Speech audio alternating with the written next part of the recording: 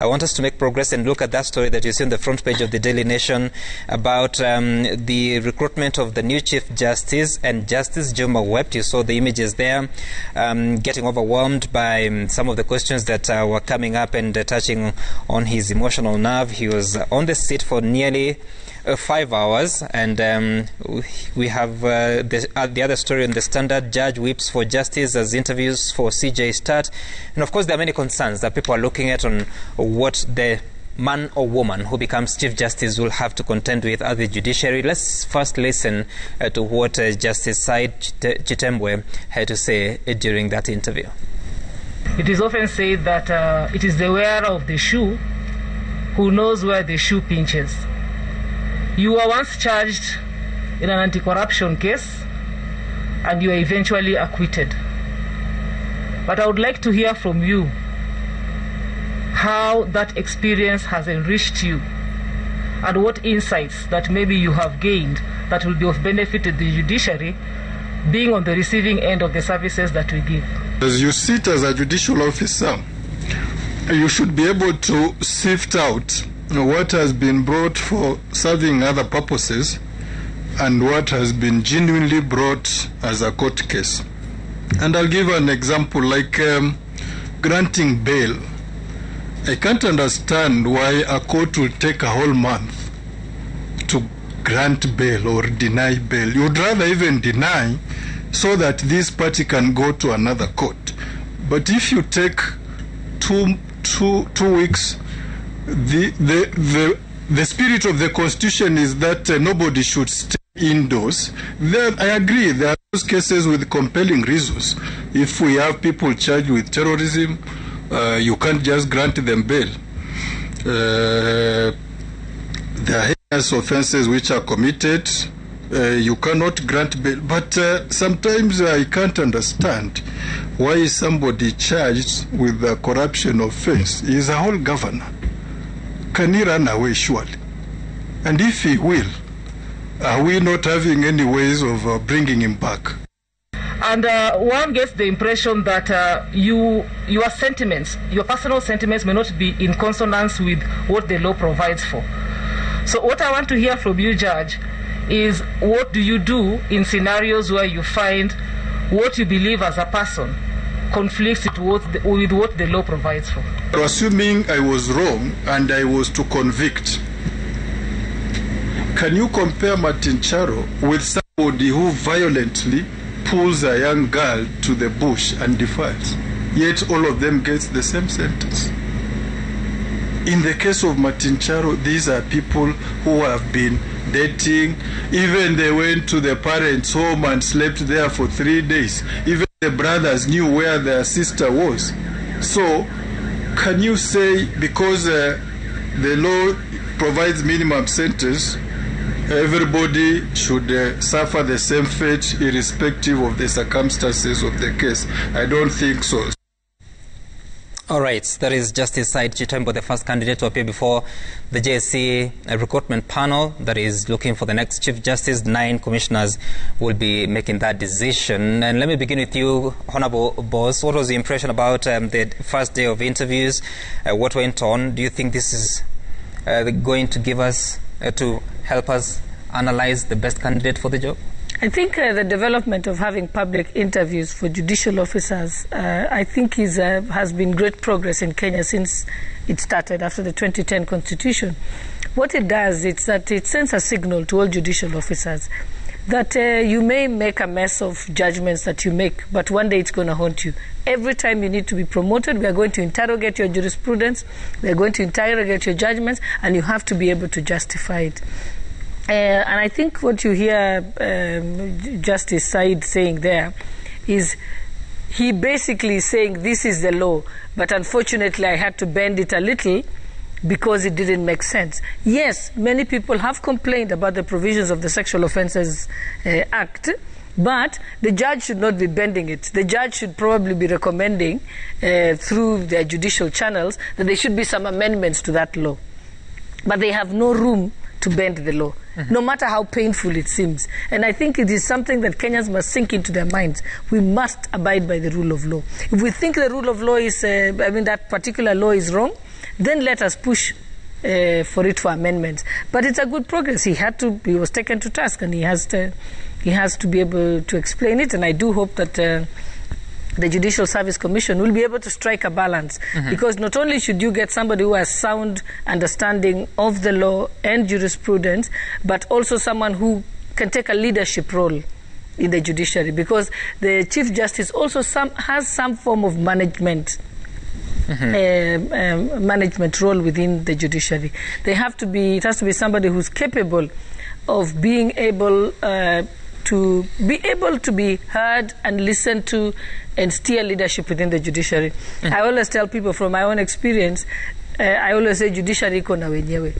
So the moment you begin to... Why do you say that?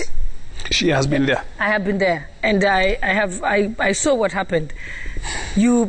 Remember, judiciary is the oldest institution in Kenya. It's older than government. It started in 1897. So it has set ways of the way that they do things.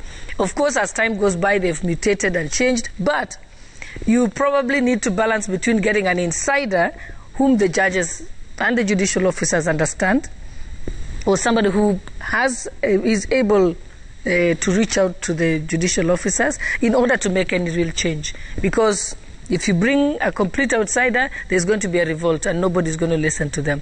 So there must be a balance. You might have... Honorable Boss, that's interesting, because when you say that judiciary iko na wenyewe, and here we are, and people have been having this feeling like Justice Maraga, his relationship with the executive head, who is the president, was a bit, and people feeling like as if the executive wants to interfere with the independence of the judiciary. So how wenyewe, are they from outside? No, but I'm not talking about the judiciary needing a head that has a good relationship with the executive. No, that's not their business.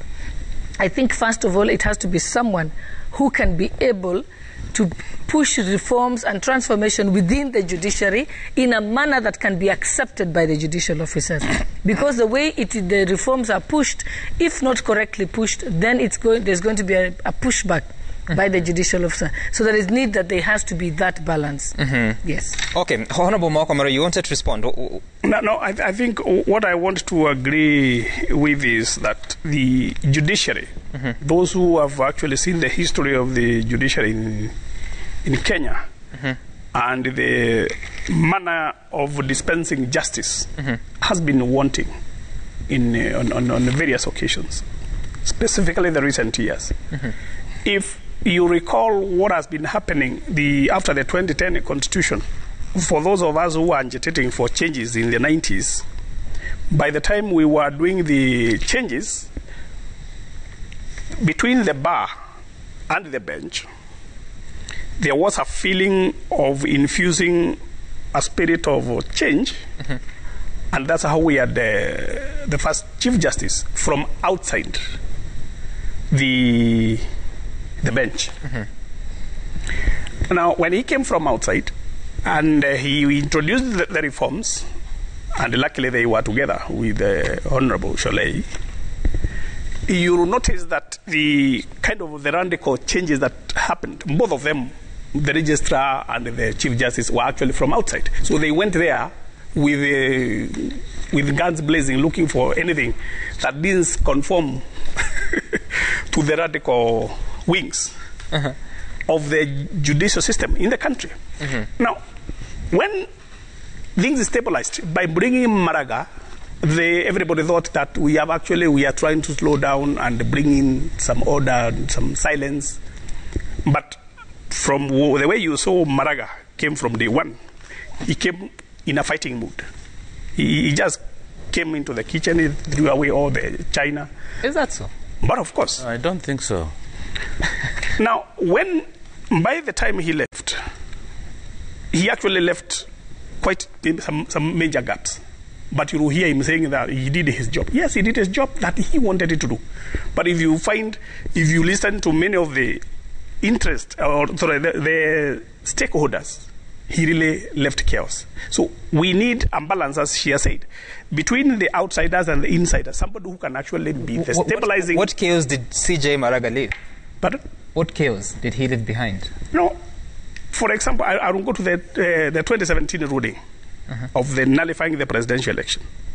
He did not actually put into consideration the danger he was putting the country into. It's only by grace of God the country survived from his own But ruling. isn't it within No, I'm not the getting wisdom into of the judges? merits. I don't want to get the merits and the demerits of the case. No, you raised it. Because literally, Honorable Mokomoro, you brought it up. Isn't it within the wisdom of the judges who are hearing a presidential election to determine whether I assure you there was the petition there was no or wisdom to in it. agree with the petition? There was no wisdom in it. Look at the Deputy Chief Justice. She was part of that thing. She's not even running for this office.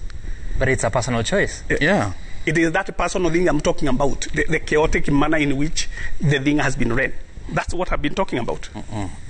Dr. I Chris, can help by explaining one thing. I think one of the things be that given opportunities, let's take it to Dr. Chris Omalwa, because when all these questions are coming up, yes, we've had a Chief Justice under the new constitution who is from outside the judiciary. We have had one who has been in the judiciary for many years, and now there are several candidates who have applied to be CJ, including the one that was just interviewed yesterday, who has been a judge for 12 years. and not a single Supreme Court judge. Right, no Supreme Court judge has applied to be CJ. So what exactly are we expecting from this process, knowing that, yes, we have truly some challenges, especially between the executive and the judiciary, as was witnessed in the past 4 years? Yeah, thank you very much for that question. First and foremost, I want to salute the JSC for the public interviews. At least Kenyans are watching and can be able to know who are the right people who are likely to be the Chief Justice. But with due respect to Maraga, I don't think it's fair for what Honorable Maoka Maore has said. To me, I believe Maraga, the retired emeritus CJ, tried very much, and particularly when it comes to the independence of judiciary, he did very, very well.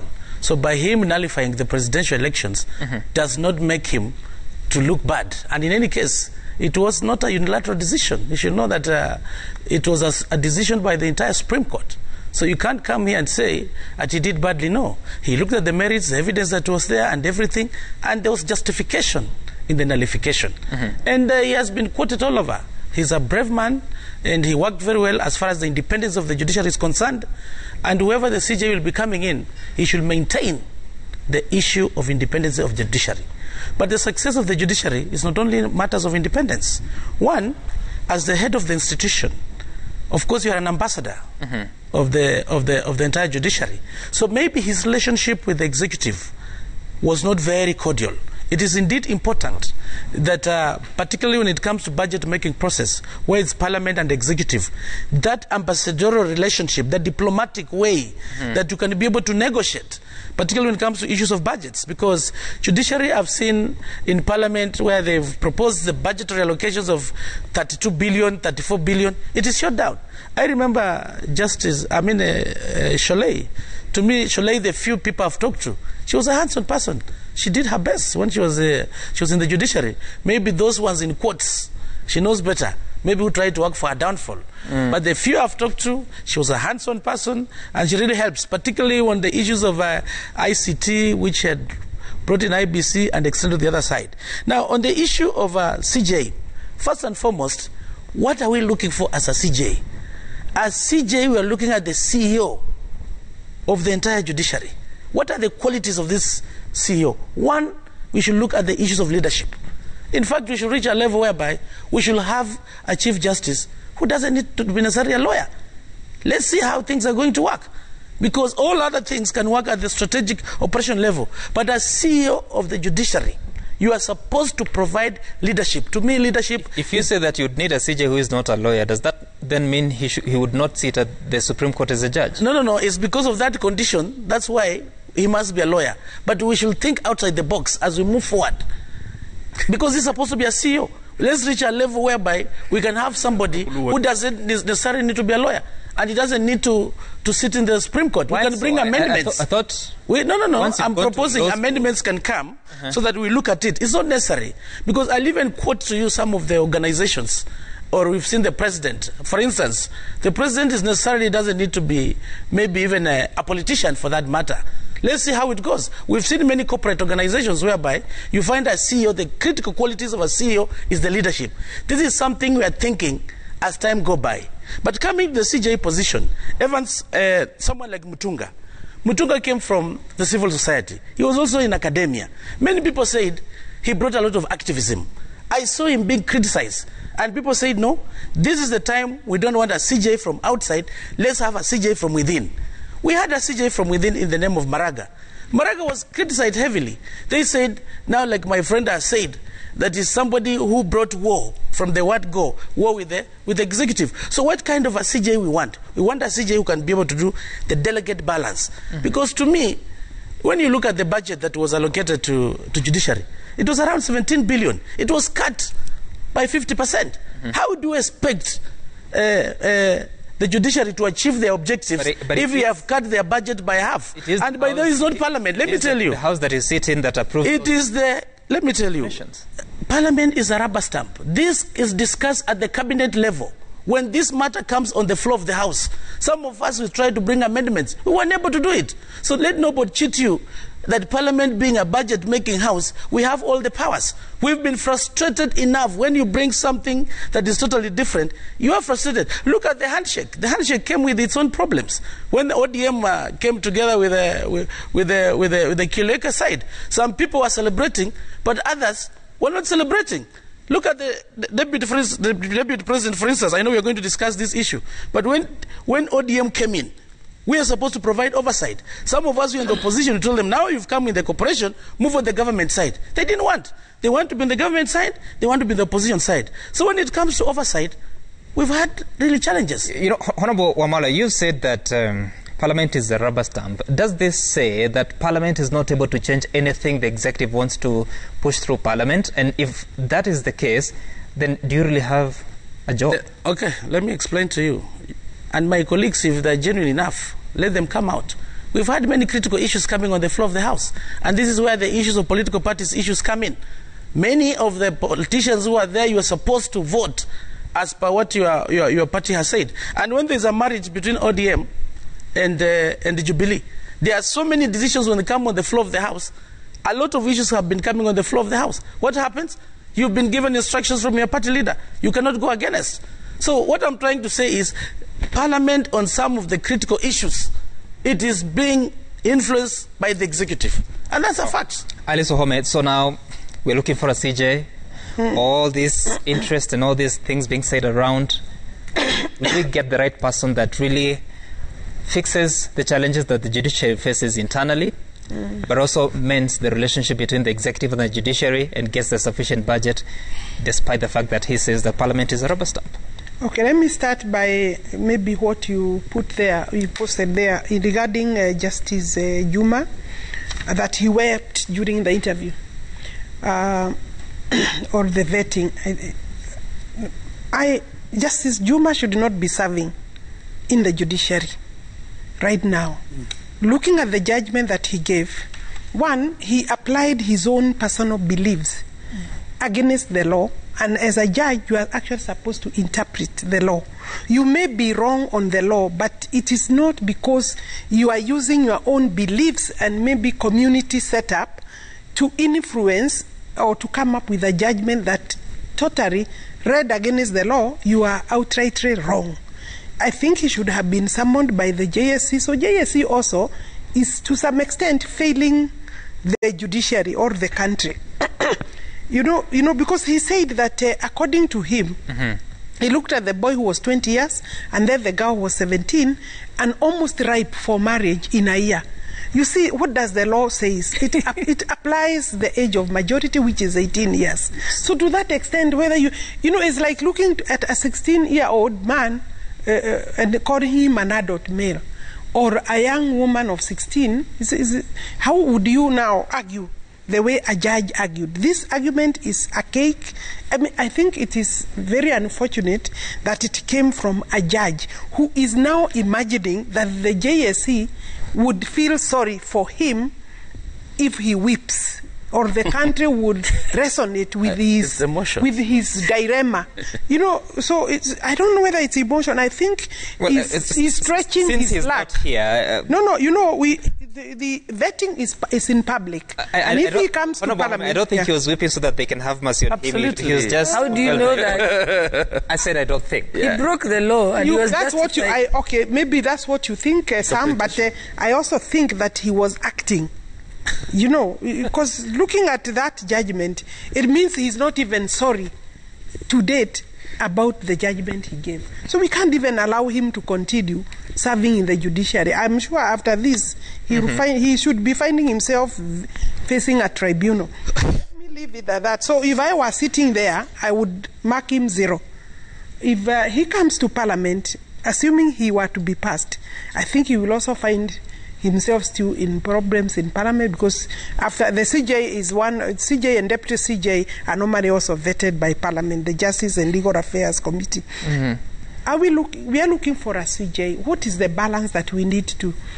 We must look at the judiciary in the light of where the country is, both the executive and Parliament. I agree with Wamarwa that actually the Parliament is not working. Its oversight role has been rendered useless by the executive, an overbearing executive. The same overbearing executive that is exercising its muscle, its political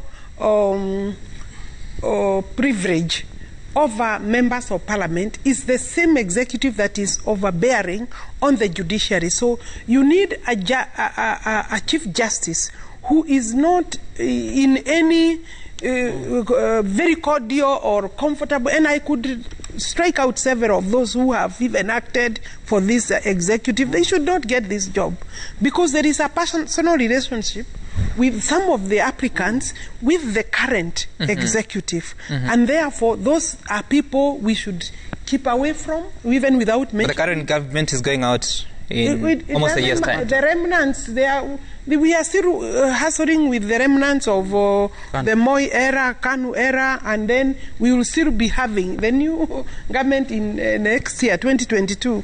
I pray that it will be our government. We'll still be have remnants having the current remnants of the current regimes have a way of passing, because you will start seeing some very major players in this current government changing their political affiliations and loyalties to whoever teams may appear that they are likely to win in 2022. So there will be some passing over of some of the elements. And of course, governments work somehow in succession. We have not been able to do an overhaul. This overhaul should have happened in 2002 when President Kibaki took over. But because of the heavy influence of the KANU regime and the period it had served, I think the government of Kibaki found itself, though it was supposed to be quite revolutionary in its in its succession, it didn't quite succeed. Right. The Chief Justice that left, I think I would give him very good credits, Justice Maraga. He worked at a very hostile environment, and I don't agree with my colleague Maoka, and I'm sure he knows that the judiciary was being punished all along, or has been punished by this current government because of the judgment that they gave. Obviously, the statement that we shall revisit, which maybe many of us celebrated, we did not imagine the extent of the revisit that is likely to occur. One, it occurred by way of denying budget to the judiciary. I sat in the judicial service, in the Justice and Legal Affairs, and have been punished also because of my political positions or association, and therefore have been sacked from being the Vice Chair of Justice and Legal Affairs. But we struggled in terms of trying to persuade the executive to retain sufficient budget to be able even to complete projects that are ongoing. So, Justice Maraga is also a human being. He's managing an institution, and he may not even also have had some of I think even the current, whoever will take over will have maybe some challenges. Because if they take off badly, I don't know how they will manage the remaining part of the 1 year, 3 months of this particular regime, because there is still that. You remember 41 judges have not to date been appointed, completely against the Constitution. And that must have weighed down the performance of this Chief Justice, because he was denied the relevant personnel. So a Chief Justice must be able to be firm, must be able to remember that his work is not to dance with the executive. A few mistakes he could have done, like maybe the one time he went to Kisii. I think a Chief Justice must remain, must have a relationship of, what would I call it? It should be cordial. They must work on PR because, again, the fight is not necessary. But they must remember not to sacrifice the independence of the institution over short-term gains. The judiciary would rather stay without a budget for a year, but must retain its independence of decision-making in terms of dispensing justice. So, Honorable Alice Wahome, you've made peace with the judgment of 2017? You were not very happy that time? I wasn't very happy that time, but you know what? I think it is an important milestone for the country because we were able to test ourselves whether actually having suffered that kind of a situation, then the country was still able to move. Because, you know, we must believe in institutions and we cannot rely on individuals or personalities or presidents or a chief justice. It is the institution and the ability of the institutions to withhold and withstand some onslaught. I think the country was able to go through that. In terms of wisdom, it may have looked very slippery or very, I don't know. I think it was quite a trying moment, even for a judiciary to be able to reach there. There could have been some political games happening all over. Both the people who were running for the presidential office, but also the judiciary was kind of outweighed. To flex their muscle. Yes. They flexed their muscle, and I think we took it. And that's maybe how it should be. Thank you for that. I want us to take a short break because now we are talking about moving on. You said that you didn't like it very much. I believe you also didn't like the judgment at that time as much. Did you? Of 2017? Yeah. I think, Sam, first of all, I think before, if you allow me, just before you go to the break. If you can take 10 seconds. Yes, Kenyans should know that there is already 41 judges that were appointed by the Judicial Service Commission that the President has refused in defiance and in contravention of the Constitution to appoint them. So even now, as you interview for Chief Justice, there are no guarantees that Uhuru Kenyatta is going to appoint them. Appoint the Chief So Justice. you must know that. And the last one, I've just read something I hadn't seen, quoting Justice Said. I did the best, and the number of magistrates who have told me I have freed them from the shackles of the Sexual Offences Act are many. First of all, this is treasonable, what this judge said in that interview. He has admitted that he broke the law, and he's actually proud of it, and he thinks he has rallied his colleagues to break the law. On that ground alone, it is a ground for removal as a judge of this country. He cannot say this. It is not his job to free people from the law. It is his job to follow the law. If he has an issue, he must put as an arbiter in his judgment, as an arbiter dictum, and say, I recommend that the Attorney General and other authorities, Kenya Law Reform Commission, that they must look at reviewing this law. But it is not his job to legislate. Actually, I'm shocked that he said that because I didn't watch the interview. All right, Honorable if he said that, he should be removed as a judge. Seconds, it's already beyond that. I think what we'll do after the JSC interviews, we'll have another discussion of all the candidates so that we can also have one report. I'd rather that's within the law.